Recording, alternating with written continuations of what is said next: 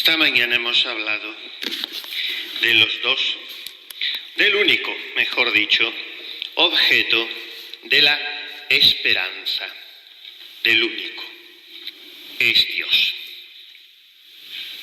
O sea, es esperar a Dios de Dios.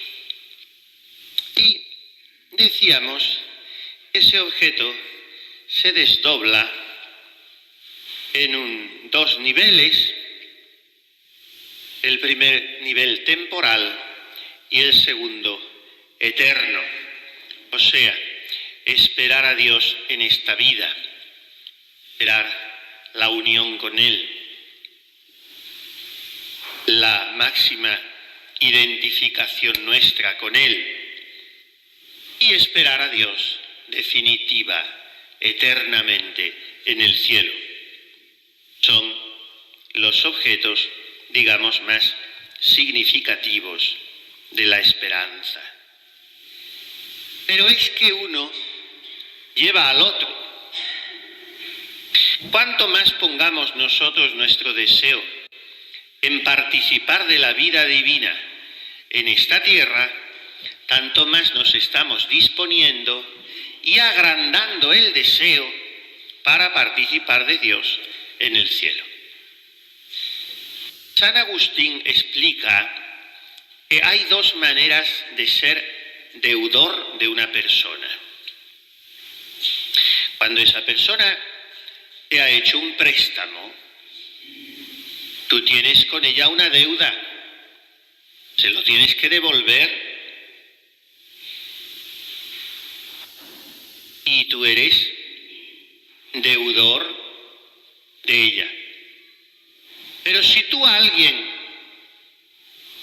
le has hecho una promesa, no le has dado nada, pero le has prometido darle algo, mientras no se lo des, estás en deuda con él. Como decimos en español, lo prometido es deuda. Prometido es deuda. Entonces, si Dios nuestro Señor, dador de todo bien, nos ha prometido el cielo, aunque nosotros no lo merezcamos, Dios, el omnipotente, el dueño del cielo y de la tierra, ha querido contraer una deuda con nosotros. Y mientras no nos la pague, nosotros estamos tenemos un cierto, siendo unos pecadores y unos gusanos de tan mal olor que dice Santa Teresa, nosotros tenemos un cierto derecho a exigirle a Dios que nos pague lo que nos debe, porque nos lo ha querido prometer Él. Nosotros nos lo hemos pedido, nos lo ha querido prometer el cielo, mientras no nos lo dé. Si nosotros hacemos los pobres, inútiles méritos que decíamos esta mañana, pues Él está como obligado a darnos ese cielo. Esta exigencia nuestra, todo esto ha de ser entendido entre comillas, porque nosotros para con Dios no tenemos ningún derecho y Él para con nosotros no tiene ningún deber. Pero en fin, entendiéndolo entre comillas, según ese razonamiento de San Agustín, pues todo esto nos hace que vivamos en esa tensión de amor, en esa familiaridad, en esa confianza con Dios, para decirle, estoy pendiente de que me pagues lo que me debes. Y mientras tanto, nosotros vamos disponiéndonos para que Él salde esa deuda con nosotros y vamos cada vez más deseándola. Miren, el deseo del cielo condicionó la vida toda de Santa Teresa. No hubiera actuado igual si no pensara en la vida eterna, en el cielo. Pero esto desde niña, ya a los 5 o 6 años, cuando se escapa con su hermanito Rodrigo a que la descabecen los moros. ¿Cuál es la razón? Parecíame que se compraba muy barato el gozar de Dios Los mártires gozaban muy barato el gozar de Dios y deseaba yo mucho morir así. Esto es el núcleo de la virtud de la esperanza. Comprar el gozar de Dios a cambio de nuestra pobre monedita. Dice San Juan de la Cruz en su oración de alma enamorada: toma mi cornadillo, pues le quieres. ¿A qué esperas, Señor mío?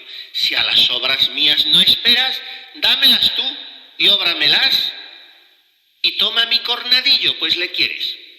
Cornadillo es la última monedita, no sé qué fracción de maravedí que había entonces. Hoy sería 1 céntimo de euro, no sé, me parece que ni los hacen, los céntimos de euros, 5 céntimos de euros. Se te cae al suelo, no te agachas a recogerlo. Pues eso es lo que espera el Señor de nosotros, pero lo tenemos que poner. Él llena el cáliz de vino, nosotros tenemos que poner la gotita de agua para que se haga la consagración. Al vino hay que añadirle una gotita de agua, un poquito, tan poquito que se coge con una cucharilla de plata, lo que caben ahí 3 o 4 gotitas. Eso es lo mío. Lo de él es el vino, pero lo mío lo tengo que poner. El cornadillo, el centimito. Y mientras voy cada día entregándole ese centimito, entonces él me va agrandando. Porque el deseo, explica también San Agustín en otro sermón, el deseo agranda la capacidad del alma para recibir. Entonces, cuanto más deseamos el cielo, más nos vamos situando en disposición de contemplar a Dios y más nos vamos preparando y más cielo merecemos. Porque no todos los cielos son el mismo cielo. Decíamos ayer, Dios no ama a todos por igual. Dios no nos ha destinado a todos al mismo grado de gloria, ni tampoco al mismo grado, por lo tanto, de gracia y de santidad. Todos estamos llamados a la unión con Dios por amor en esta tierra. O sea, todos estamos llamados a la quinta morada, pero a la sexta y a la séptima, ya eso son palabras mayores. Eso no sabemos a quién Dios destina. A Santa Teresa la destinó y a muchos santos, ni siquiera a todos los santos. Pero como nosotros no sabemos si estamos destinados, debemos desear lo más. Porque en función del grado de gracia que tengamos en esta tierra a la hora de morir, será el grado de gloria que tengamos en el cielo para toda la eternidad. Y por eso es tan importante crecer continuamente en gracia y en caridad en esta tierra. Porque eso se acabará en el momento de la muerte. Ya no hay, se acaba el tiempo de merecer. Y si estamos en el purgatorio estaremos purificándonos, pero no aumentando méritos. El grado de gracia y de cielo es el que te tienes a la hora de la muerte. Santa Teresa, en el libro de la vida, me parece, dice que entendió, el Señor le dio a entender lo que va de tener un grado de gloria a otro en el cielo. Y es tan diferente el poder gozar un poco más de Dios, el poder contemplarle un poco más cerca. Es una cosa tan diferente que dice ella: si me diera a escoger el Señor entre morirme hoy con los grados de gloria que tenga y quedarme padeciendo hasta el fin del mundo por alcanzar un grado de gloria más, escogería lo segundo, solo por un grado de gloria más. Eso lo dice la Santa. Porque como en tantas otras cosas, el Señor la iluminó de una manera extraordinaria. Porque estas cosas las explican los teólogos, pero las explican porque las estudian. Pero Santa Teresa las explicó porque las vio, porque las experimentó. El Señor se lo dio a entender. Claro, tener un grado de gloria. ¿Eso qué significa? ¿Que si yo en el cielo tengo un grado de gloria menos, voy a tener envidia del que lo tiene más? No. Cuando se lo enseñaban esto a Santa Teresita en la catequesis, su propia hermana que se la daba, su hermana mayor, y entonces se explicaban las verdades de la fe tan seriamente y tan profundamente. Esto a los niños hoy nada de nada, no saben ni lo que son los grados de gloria, no lo sabemos ni los mayores, ni los niños, ni nadie. Pero antes se explicaban las cosas muy bien. Y la hermana cogió a Santa Teresita y le dijo, mira, no te preocupes, si en el cielo nadie va a tener envidia de nadie. Cogió 2 vasos, uno grande y otro pequeño, y los llenó de agua a los 2. Y dijo, ¿qué vaso está más lleno de los 2? Dijo Santa Teresita, era muy niña, pero era muy inteligente. Dice, ninguno, están los 2 igual de llenos. No, cada uno tiene todo el agua que le cabe. Dice, pues así será en el cielo. Todos estaremos llenos, todos estaremos satisfechos con la contemplación de Dios, pero si antes de ir al cielo, el tiempo de merecer, que es el tiempo de viadores, que dicen los teólogos, viadores significan los que van por la vía, por el camino, los peregrinos, nosotros somos viadores. Los que están en el cielo se llaman comprensores, comprensores porque son los que comprenden, los que abarcan, los que abrazan ya a Dios, los que le poseen. Pues si en el tiempo de viadores pudiéramos adquirir, sabiendo que lo vamos a tener en el cielo, lo tendríamos que hacer, aunque luego en el cielo no tengamos envidia de nadie. Tenemos que pedir cada día a Dios llenar en nuestra vida su voluntad antecedente, porque la mayoría de las personas nos quedamos, defraudamos a Dios porque nos quedamos en la voluntad consiguiente de Dios. ¿Qué quiere decir esto? Dios nos ha soñado a cada uno de nosotros desde toda la eternidad, con un amor infinito. Primero nos ha creado, nos ha traído al ser, porque habría millones y trillones de seres posibles que podrían venir al mundo. Y Dios me escogió a mí, y van pasando delante de Él, vamos a imaginarlo así, delante de su mirada divina, una fila interminable. Y Él iba diciendo, este no, este no, este no, este no, este no, este no, este no. Al llegar yo digo, este sí, este lo voy a crear. Lo primero que hizo fue crearme. Y lo primero pensarme, predestinarme, soñarme. Y lo segundo, valiéndose de mis padres, crearme, traerme a la existencia. Y después redimirme y santificarme con los sacramentos. Entonces yo soy un sueño de Dios. Al pensarme desde toda la eternidad, Él pensó para mí un determinado grado de gracia, de santidad, y por tanto de cielo. Y después yo, pues me quedo, si Dios pensó para mí que tuviera 10 grados, o 8 grados, o 7 de santidad, pues resulta que yo me he quedado en 2, o en 1, o en 3. Y me salvo, y voy al cielo y todo, pero mucho más debajo de lo que el Señor había querido. Eso es la voluntad consiguiente de Dios. Yo he hecho lo que Dios quiere, porque me salvo y todo, pero ¿cómo se puede explicar esto muy mal para no meter la pata en teología? Pero en fin, le he obligado un poco a Dios a resignarse a una voluntad menos generosa, cuando Él había soñado para mí mucha más santidad. Esto pasa con casi todos, con casi todo el mundo. Usted y yo teníamos que ser los dos más santos. Vamos, yo tenía que ser santo, no más, sino santo directamente, que no lo soy. Y usted que ya lo es, pues tenía que ser más. Pero no somos nadie, muy poca gente. Algunas almas sí, y se nota enseguida. Casi nadie somos lo que Dios quiere que seamos, aun siendo buenos. Pero se queda la gente por debajo. ¿Quién ha llenado la voluntad antecedente de Dios de una manera espectacularmente bella y esplendorosa? Santa Teresa. Santa Teresa Dios la soñó y dijo, yo me voy a servir de don Alonso Sánchez de Cepeda y de doña Beatriz de Ahumada, y el día 28 de marzo de 1515 a las 5 de la mañana, media hora más o menos, voy a hacer que nazca en Ávila una niña como un cascabel.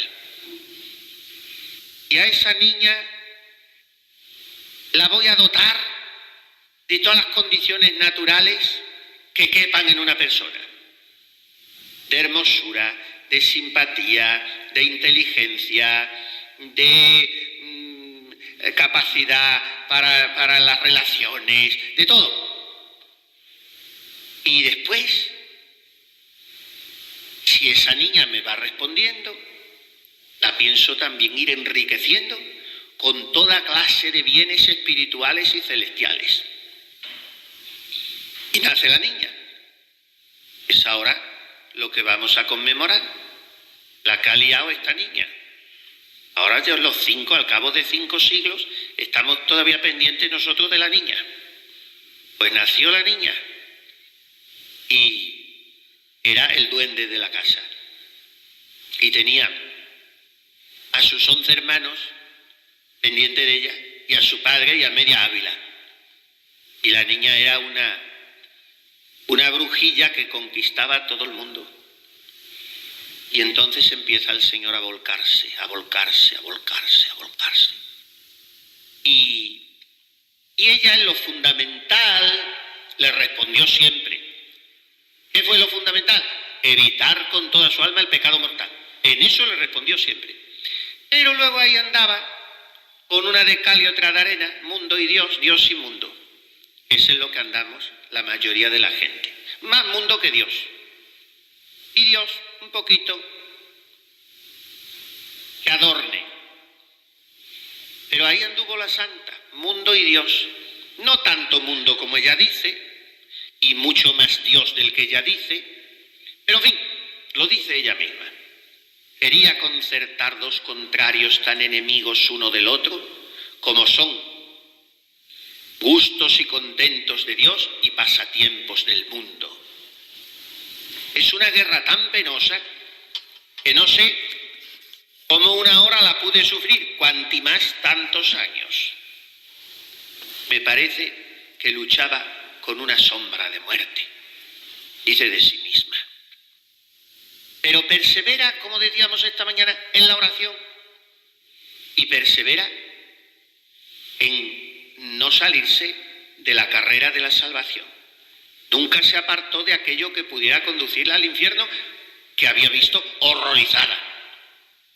Y ella lo que quería era el cielo, o por lo menos el purgatorio, que es lo mismo que el cielo, porque es la antesala del purgatorio, el cielo. Pues, así anduvo años, como digo, sin decidirse del todo.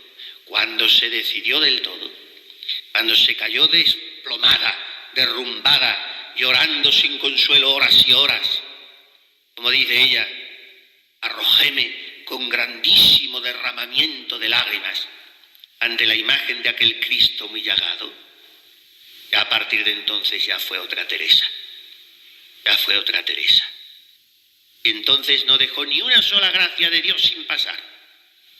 Y con una generosidad desbordante las respondió todas, hasta el punto de llegar a hacer algo que no ha hecho ningún santo, que fue el voto de hacer lo más perfecto en cada cosa de su vida que le surgiera, lo más perfecto. Un voto tan difícil y tan complicado que sus confesores tuvieron que mitigárselo, porque no hay quien pueda vivir así. Claro, esto es terrible. Imagínense ustedes que yo vengo aquí a dar la plática y a ver cómo me arrodillo, que sea lo más perfecto, a ver cómo hablo, que sea lo más perfecto, y tienes que estar en una tensión muy grande. Y se lo tuvieron que mitigar los confesores. Pero aunque ya el voto se lo relajaron, la intención de ella seguía siendo la misma. Agradar al Señor en todo. ¿Por qué? Para llenar la voluntad antecedente de Dios. Entonces en la vida de Teresa hubo una alternativa, hubo un bache que duró más de 20 años. Ella iba como adaptándose, como abajándose a la voluntad consiguiente de Dios. Y si Santa Teresa hubiera seguido por ese camino, pues hubiera sido como muchísimas monjas, una monja muy buena, era una monja que rezaba, que le hacía bien a todo el mundo su conversación, que leía buenos libros, que ejercitaba las virtudes, pero santa no. Yo, como digo, creo que era mucho más santa de lo que ella dice de sí misma. Desde luego ya era una vida bastante seria la que llevaba, pero cuando se decidió ya ser santa, la alternativa cambió. Entonces se plantó en la voluntad antecedente de Dios y la llenó completamente. Y eso la enfocaba a la vida eterna, porque ella hacía todo esto en tonalidad de eternidad,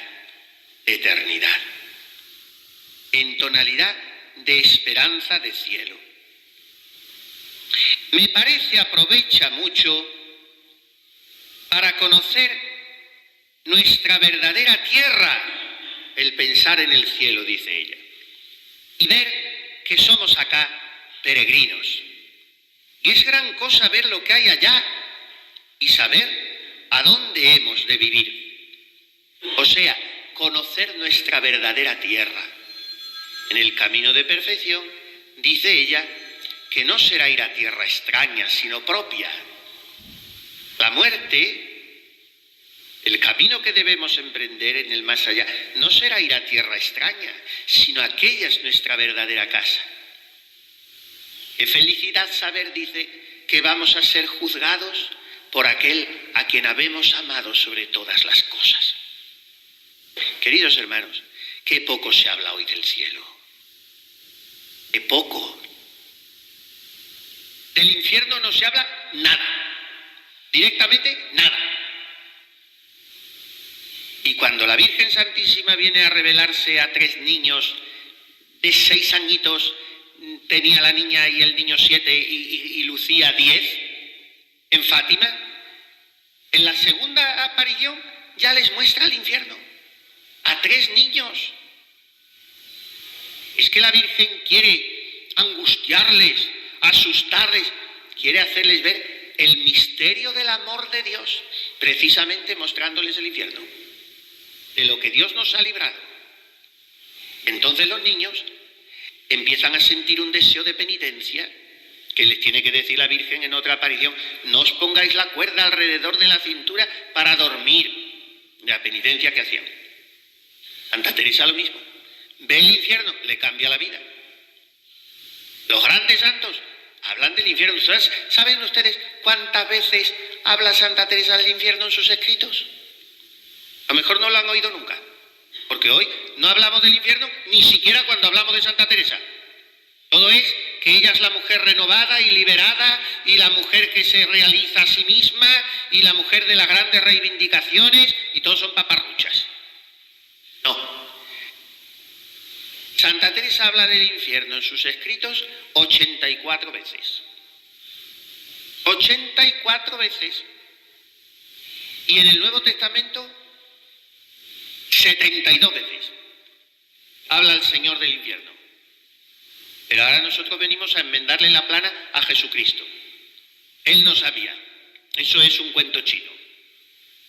Yo no digo que haya que hablar todo el tiempo del infierno, ni siquiera demasiado tampoco. No hay que insistir mucho. Pero recordarlo de vez en cuando sí. Pero hablamos muy poco del infierno. O sea, del infierno nada. Pero del cielo muy poco también, muy poco. Muy poco. ¿Ustedes saben cuándo se habla siempre del cielo? Siempre. ¿Ustedes quieren oír hablar del cielo? Vayan a un entierro. Hoy todo el mundo que se muere está en el cielo. Los entierros no son funerales, son ceremonias de canonización. Porque nuestro hermano fulanito, que nos espera en el cielo, que nos aguarda desde el cielo... ¿Pero qué barbaridad es esa? En entierro no podemos decir eso los sacerdotes. Estamos rezando por el difunto fulanito para que Dios le conceda el descanso eterno. Por si está, que será lo más fácil, porque Dios es misericordioso, por si está en el cielo. Por si está, mejor dicho, en el purgatorio.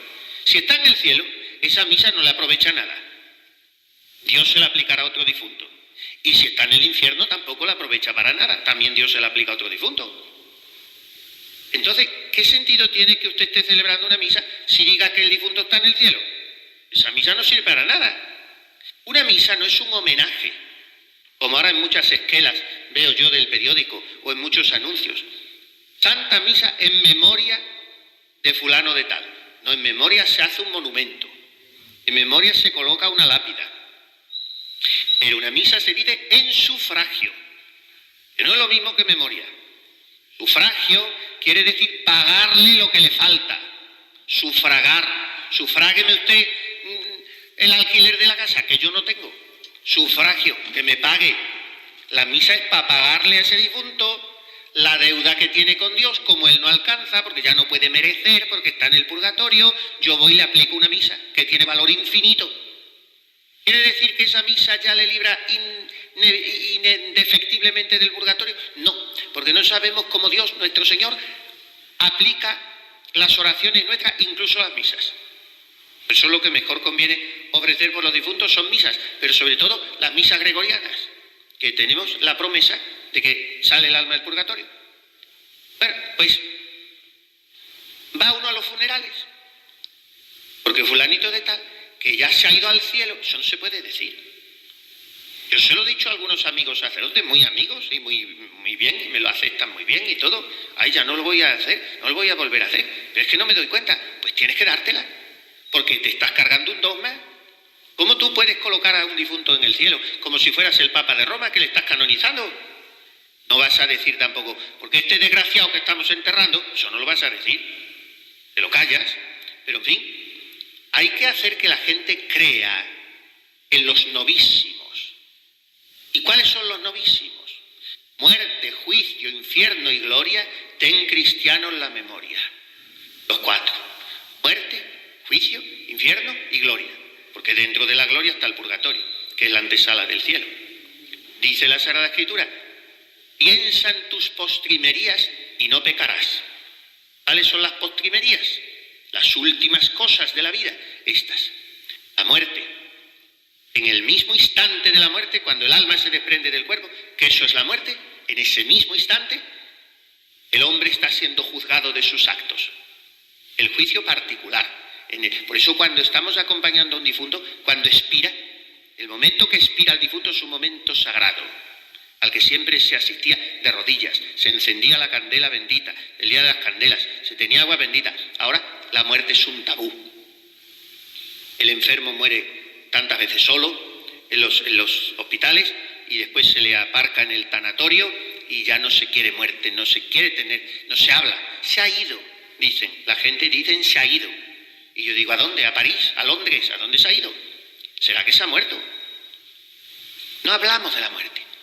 Y como no hablamos de la muerte, vivimos como si no nos esperara nada. Decían los antiguos, los clásicos, sicut vita, finis ita. Como es la vida, así es su fin. Se muere como se ha vivido. Ustedes saben la única cosa importante que tenemos que hacer en la vida, la única, morir. Esto no lo dice nadie, esto que yo acabo de decir es una locura, pero lo único importante que tiene el hombre que hacer es morir. ¿Por qué? Porque morir es devolverle la vida a quien te la entregó. Morir es poner tu vida eterna entera en las manos de Dios. Y eso es lo único que cuenta. Todo lo demás que hayamos hecho antes de eso no cuenta nada. Se ha acabado. Lo otro es lo que dura para siempre. Eso al final de la vida solo cuenta lo que hayamos hecho por Dios y por nuestros hermanos los hombres. Es lo único que cuenta. Las preocupaciones, los negocios, los dineros, las herencias, eso que poco cuenta al final de la vida. Bueno, puede que cuente para condenarse, para eso sí puede que cuente, pero para otra cosa no. Y poco, a la mayoría de las cosas que más importancia le damos en esta vida, es las que menos nos sirven. ¿Cómo somos, Por tanto hay que hablar, y Santa Teresa nos enseña esto. Vivo sin vivir en mí, y tan alta vida espero, que muero porque no muero. Ella había pasado una cuaresma muy desolada interiormente, con una aridez en el alma tremenda. No sentía a Dios, porque esto le pasaba también a ella. No creamos que ella estaba siempre en éxtasis, ni muchísimo menos. Ella tenía temporadas para todos los gustos. Y cuando escribe las séptimas moradas, dice, incluso en este estado tan sublime, tan altísimo, a veces Dios deja al alma su natural. Y le vienen días que no está para nada, ni siquiera para rezar. Santa Teresa es lo más humano que existe. No sé, a mí me da un poco rabia, pero claro, la tenemos que representar así. Pero eso de mirando al cielo con la paloma aquí, con la pluma, como si hubiera nacido así. No, ¿por qué no haríamos imágenes de vez en cuando, cuadros de Santa Teresa barriendo un claustro? O yendo sentada sobre una mula, como tantas veces iba. Ni carreta ni nada en la mula. O cocinando, o atendiendo a una novicia. Hay que pintarla así. O comiendo, que una vez el Señor le partía el pan y se lo daba un día que estaba muy cansada y muy fatigada y muy agobiada, y ve a Cristo delante partiéndole el pan. Bueno, pues hay que ponerla muy humana, porque es que si pensamos que siempre iba con la paloma en el hombro, qué aburrimiento y qué constipado, siempre con la paloma aleando, eso no. Es una mujer humanísima y hay que mirarla así. Y cuando en la séptima morada dice, ella a veces, el Señor a veces deja al alma a su aire y el alma se queda como atontada. Pues esto le pasó a ella en Salamanca, una cuaresma, y dijo, bueno, cuando llegue la Pascua, ya el Señor me consolará con su presencia, se acabará esta sequedad. Llegó la Pascua, igual o peor, el domingo de Pascua. Llegó el lunes de Pascua, igual o peor. Las monjas no le notaban nada, porque esto tienen los santos, que aunque lo están pasando muy mal por dentro, no se les nota nada. Nosotros nos gusta que se nos note cuando estamos mal, para que nos pregunten, para que anden detrás, para que pero los santos no. Y entonces Santa Teresa, el martes de Pascua por la noche, estaban en la recreación y le dicen las monjas a una novicia, Isabel de Jesús. Santa Teresa le llamaba la mi Vela, la de la linda voz, porque cantaba muy bien. Y dicen, hermana Isabel, cante para nuestra madre. Se pone a cantar la hermana Isabel. Lo de Santa Teresa cayó en un éxtasis terrible, tanto que se le descoyuntaron las manos, se quedó totalmente privada y tuvieron que llevarla en volandas a su celda y hasta un par de días después no se le pasó. De la presencia de Dios tan intensísima experimentó después que llevaba tantos días en aquella desolación. Y ustedes dirán, ¿y qué es lo que cantó aquella novicia que le hizo tanta operación a la santa? Pues cantó una cosa que todavía cantamos hoy, nosotros. De las pocas cosas que cantamos bonitas, porque la música en las iglesias es una música ratonera que entre tanta guitarra y tanta melodía barata es un horror. No salimos de la barca y del barco y de la piedra y de la montaña. Pero aquella novicia cantó, ve ante mis ojos, dulce Jesús bueno, ve ante mis ojos, muérame yo luego. Y ahí le vino a Santa Teresa una ansia de morirse, de ver a Dios, que le arrancaba el alma del cuerpo. Y ese ímpetu tan fuerte le influyó físicamente de tal manera que por los pulsos se le iba la vida. Quedó como descoyuntada. Y cuando volvió en sí, ya a los cuantos días, ella dice que sin ser poeta le acaecía hacer coplas muy sentidas, porque era efecto de la oración. Las poesías tan hermosas que salieron de la pluma de Santa Teresa, las hacía estando en oración. Y cuando ya se repuso de aquel éxtasis, escribió una poesía. ¿Cuál es? Pues esta que hemos dicho. Vivo sin vivir en mí, y tan alta vida espero, que muero porque no muero. Esta divina prisión del amor con que yo vivo, ha hecho a mi Dios mi cautivo y libre a mi corazón. Y causa en mí tal pasión, ver a Dios mi prisionero, que muero porque no muero. Esa es una. Y otra es, cuán triste es, Dios mío, la vida sin ti. Ansiosa de verte, deseo morir. El amor mundano apega esta vida, el amor divino por la otra suspira. Permite, Dios mío, que viva yo en ti, ansiosa de verte, deseo morir.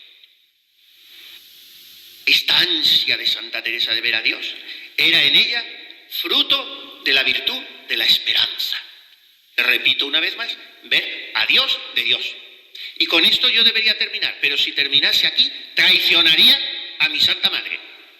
Porque ella dice, cuidado, cuando el alma llega a la séptima morada, cuando se identifica totalmente con Dios, se le quitan las ganas de morirse.